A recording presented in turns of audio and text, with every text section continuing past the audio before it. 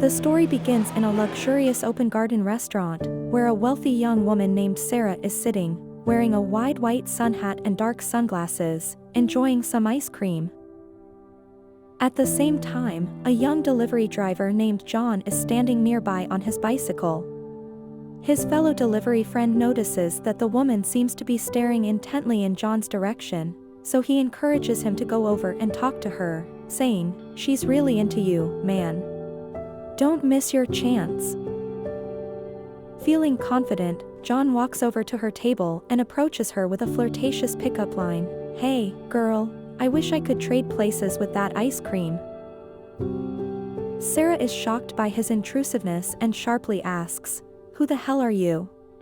John replies that she was devouring him with her eyes. Angered, Sarah immediately calls for security.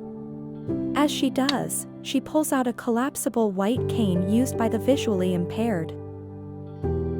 Seeing the cane, John instantly realizes that she is blind and wasn't staring at him at all. It was just an accidental direction of her gaze. Stuttering and deeply embarrassed, John tries to apologize. "I'm sorry, I didn't realize you were blind." The security guard arrives, harshly reprimands him, and throws him out of the establishment. The matter does not end there. Sarah insists on having the delivery guy fired from his job entirely, and John is indeed dismissed.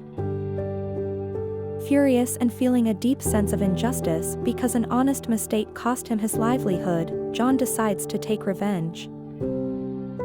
He tracks Sarah to find out where she lives and waits until her husband, or the man who was with her in the car, leaves, leaving her completely alone inside her mansion. John then sneaks into the house, pretending to be a plumber sent by the neighbors to fix a major neighborhood pipe leak. Sarah asks him to leave, stating she didn't call for a plumber, but he fabricates a story about a dangerous water leak near the bathroom to make his lies sound realistic. When she asks where the water is, John covertly pours a bottle of water onto the floor, then guides her hands to touch the ground so she can feel the wetness and believe him. Terrified for her house, she agrees to let him fix the issue and promises to pay him whatever he wants. John goes into the luxurious bathroom and begins his revenge plan, intentionally loosening valves and damaging the pipes to completely flood her mansion. After finishing his sabotage, he walks out to her and says in a mocking, vindictive tone, "I fixed it." As Sarah walks toward the living room, she is shocked to find her feet wading through heavy water flooding the floor. At this moment, John reveals his true identity, saying, "I'm not a plumber. I'm the guy you got fired because of your arrogance." Sarah tries to kick him out and threatens to call the police. However, in her agitation and attempt to move away, her foot slips violently on the water he spilled, and she takes a severe fall. John rushes to her side and finds her in intense pain, completely unable to move. Despite his desire for revenge, his sense of chivalry prevents him from leaving her in that state. He quickly calls for an ambulance, moves her to the couch, and stays with her until the doctor arrives.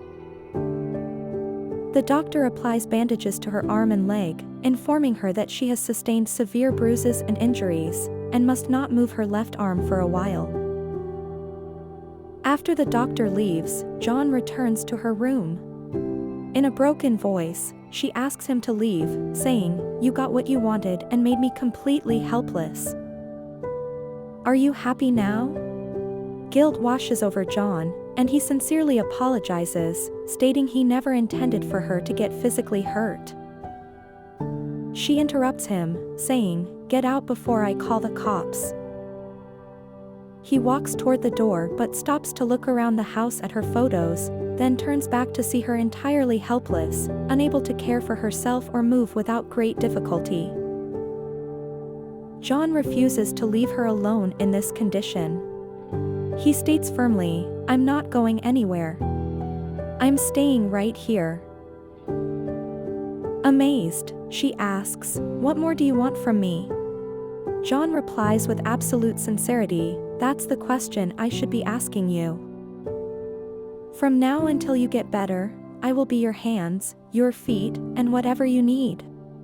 I'll be here for you, I promise.